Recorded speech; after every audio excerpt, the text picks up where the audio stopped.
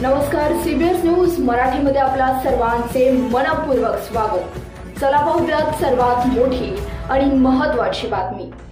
उद्या सांगोल्यात 10वी-12वी गुणवंत विद्यार्थ्यांचा अभा होलार समाज संघटनेच्या वतीने भव्य दिव्य सन्मान सोहळा। माननीय चरणदादा भडंगे। अज्ञानावरती मात करुनी पेटवल्या ज्ञानदीप ज्योती। अभिमान आहे अम्मास घडवतो आम्ही माणिक मोती।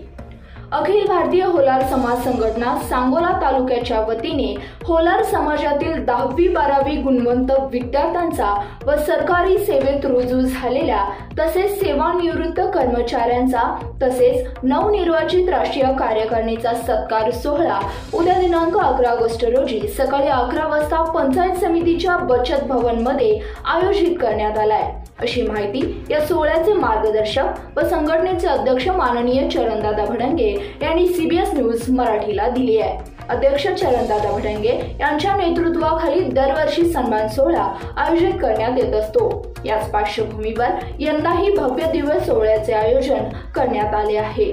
या सोहळ्यासाठी प्रमुख पाहुणे म्हणून माननीय तहसीलदार कणसे, पोलीस निरीक्षक माननीय भीमराव खंदाळे, सहाय्यक गट विकास अधिकारी मिलिंद सावंत आदी मान्यवर उपस्थित राहणार आहेत।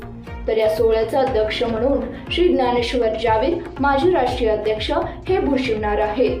तर सोहळ्याचे उद्घाटक राष्ट्रीय नेते माननीय श्री ॲडव्होकेट एकनाथ जावीर व राष्ट्रीय अध्यक्ष माननीय नंदकुमार केंगार तसेच प्रदेश अध्यक्ष माननीय रणजितदादा ऐवळे यांच्या हस्ते होणार आहे।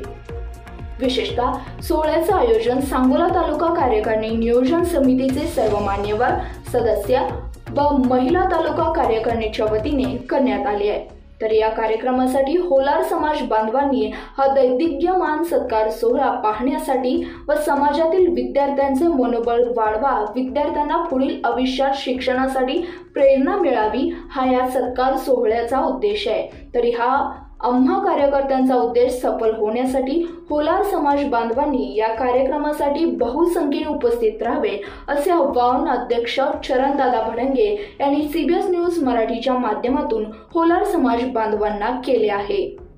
धन्यवाद। पाहत रहा सीबीएस न्यूज मराठी।